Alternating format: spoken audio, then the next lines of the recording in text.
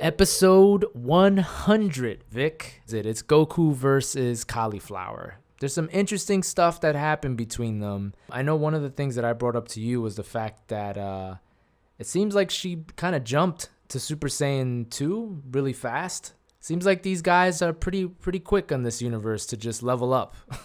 You just tell them to level up and they do it. Like, oh no, just go to 2, go to 3. Oh, that's all? Okay, yeah, I'll do that. Yeah, I mean, well, it's kind of going, it's very synonymous with what's going on in Super Period. It's just people just achieving power, and that's just what it is. Like, I am strong. And you say I am strong, and you just become strong. That's what Dragon Ball Super has been.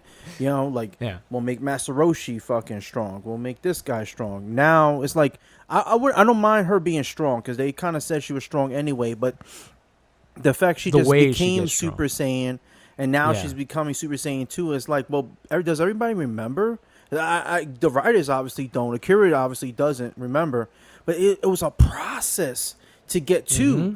Mind you, Goten and Trunks, little kid Goten and Trunks, they're not Super Saiyan 2s. And meanwhile, they went to the Spirit and Temple of Time training. You know? Like they've been Super Saiyan for a while now because it's not something you just can achieve. I mean, Goku and Vegeta, when they first, even when Future Trunks, when he first came on scene, they were Super Saiyan for a long time. I mean, Future Trunks, he became a Super Saiyan at, 14? And then he...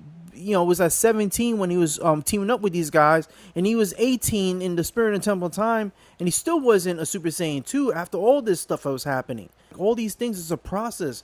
Getting Super Saiyan is a process. Getting Super Saiyan 2 is a process. Getting 3 is a process. And the fact he even hinted at, which I'm telling you is going to happen, that he was like, oh, I think you're ready for Super Saiyan 3. It's like, tell me, now she's going to get 3 now? And he was saying, he was saying by the end of their fight, and so I think you're at 3 level. Do you think that it's like, is he just using kind of too much? And I say he, but I mean the writers. Do you think that they're using this kind of ambiguity of like, well, they're from a different universe, so these Saiyans could maybe level up differently than... Well, if that's the case, Vin, what I thought from the beginning is what these Saiyans should be different than the other Saiyans from Universe 7, where they shouldn't even have been able to go Super Saiyan, period. They should have had something like different what they brought to the table. That's what I felt.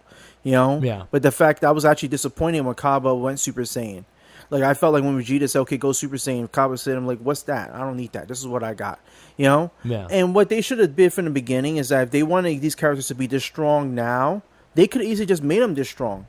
I mean, listen, a lot of shit could have happened to these characters. We don't know what adventures they got into prior to becoming, meeting up with Vegeta and Goku. Right. I would have just had Kaba from the beginning be at least a Super Saiyan. And then Vegeta shows him like Super Saiyan 2, and he'd be like, you know what I'm saying, when he works on that and he gets it, and like, you know what I'm saying, or maybe even, he's already a Super Saiyan 2 when he meets Vegeta. And then he was like, working on 3. So by the time he gets to this point, he's a 3. And same thing with Cauliflower and shit. Like that would make more sense. Because listen, who's to argue that they're 3s, they're 2s and stuff? And like no one's gonna argue that because we don't know what they've been through.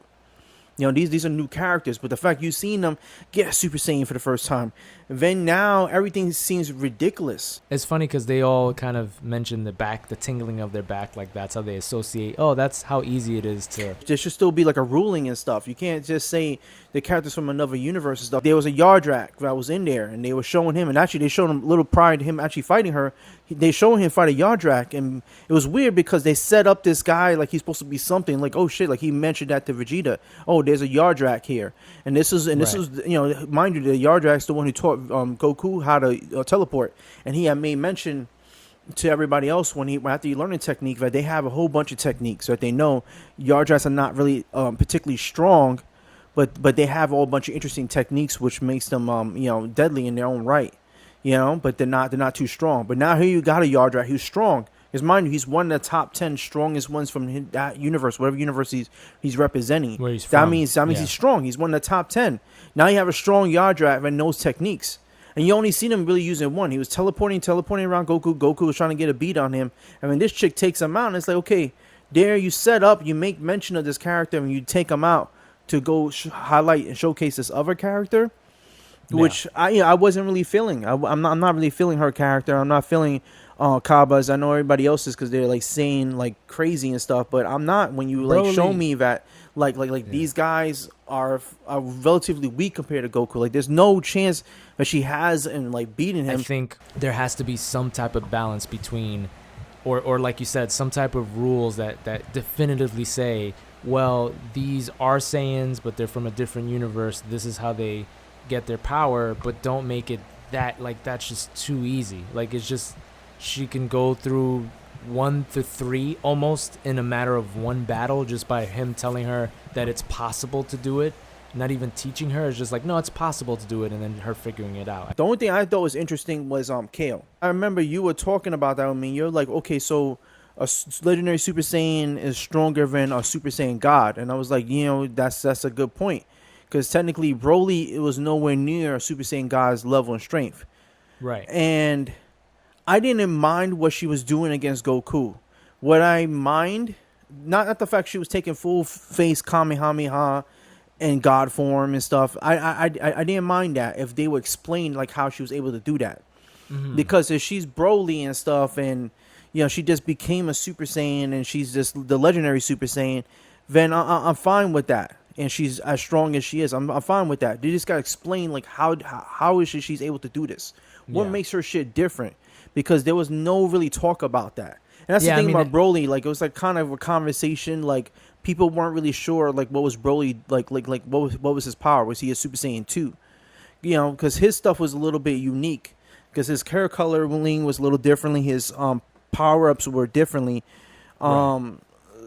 That's the problem is like in this series you never get explanations, and you kind of like as a fan have to be left filling in the blanks. This is the way they should explain it. And I know you were saying, man, you really can't explain stuff in like a tournament setting like this. I mean, like a survival setting like this, we got everybody on stage. But this is where the people on the outside of the stage will come in. When you have commentary from like a Vados, who's from her universe, who would understand like what is Kale, because V and Vegeta wasn't, and Goku were confused on what she is. Vegeta has said she's different Saiyan, like a different Super Saiyan. She has a different transformation that we have never seen, and it's like, well, what are you trying to say? Vegeta is actually stronger, her transformation than you guys, So the way I felt like there should have been like someone like that explaining something like or even like a Jocko or somebody, like Whis. Yeah, it's definitely, I think you're right. It's missing. What makes a legendary Super Saiyan different than Saiyan? Because there has to be a difference. Like, look, because this is not like, okay, you're not going Super Saiyan. With a Super Saiyan, you got power-ups. It's a multiplier. It's 50 times the multiplier of your base form. That's the way Super Saiyan was always explained. It's 50 times your base form. So whatever it is, before you go Super Saiyan, you times it by 50, and that's the multiplier. Super Saiyan 2 is 100 times multiplier. Super Saiyan 3 is 150. Super Saiyan 4 was 400. So these are the multipliers. Now, what will make this legendary Super Saiyan different? Well, you can't really give him like this person or her a traditional power up multiplier, because that will make no sense. Because if you say, okay, it's gonna be 200, then that means that 4 is more powerful, because that's more of a power up multiplier. So where you would multiply this will be this. And you do it by the way I'm seeing how the fight's happening. She's always constantly powering up. Like when someone powers up, she powers up too. So what I would have went ahead and did this is that this character is able to adapt to whatever person she's fighting, or Broly's fighting for that matter. And I kind of seen that the Hulk gets stronger when it gets angry or it gets but this character is different. Now you're doing a Dragon Ball world sense where it could read ki, it could feel ki, so it feels how powerful this character is. So it is able to adapt and become stronger than whatever that character is. But it's able to go out there and adjust to whatever situation it faces. So making the legendary Super Saiyan really an unbeatable character. Because as strong as you become, I could become stronger. And that's the way it could be explained with Kale. Who doesn't matter who she faces, her Super Saiyan is different and is actually a better Super Saiyan than any traditional transformation. And that takes me to the next part of the episode, which is Giran comes in, and Giran pretty much takes care of her with some type of blast. He one-shots her and stuff. One-shots her right to the face. So I was kind of confused by that. I was like, damn, so how strong is Giran that Goku did a Kamehameha blast to the face? She's like not phased by it. This dude comes in, does that blast. She comes back. He's like, it's done. She just falls on the floor. I felt like he's powerful, yes, but I feel like his abilities are like he has like a trick behind him and stuff. He has a certain technique he does and stuff that this is where he gains most of his strength, kind of like a hit, like with his time stop ability. But yeah, like I said, I think that's what goes back to that. Like, okay, she didn't power up against him because she didn't really face him. Because also he hasn't powered up either. You know what I'm saying? Because no one's probably giving him a reason to in that tournament, which I doubt anybody has.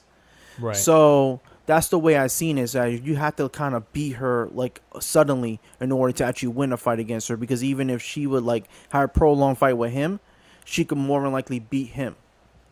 And she was getting pissed too, because her rage was just like Broly's. You know, she was like, you know, instead of saying Kakaroto, you know what I'm saying? She was saying Goku. Goku. She was getting pissed at him, just like Broly. I thought that was funny. I thought that was my funny moment. Oh, no. This There was a episode. lot of comedy. I thought that was funny. Like, it was just like a nod to him and stuff. Yeah. And like seeing Goku after Jiren like one-shots her. He kind of gets up on the rubble, gives him the fucking giddy. wave. Yeah.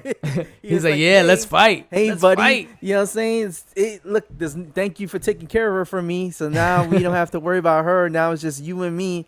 I like that. Like, this dude does not care. He just seen this dude have a taste of his power and that how powerful he is. And this dude is not even one bit frightened by this. He's fucking, he's excited. He's excited, yeah. So overall, what do you think? Decent episode, okay episode. You know, it's definitely a good episode. Yeah. If you do the explanations, it's a great it'll be phenomenal. You just gotta explain shit, you know. But what do you guys think? What did you like about the episode? What you didn't like about the episode?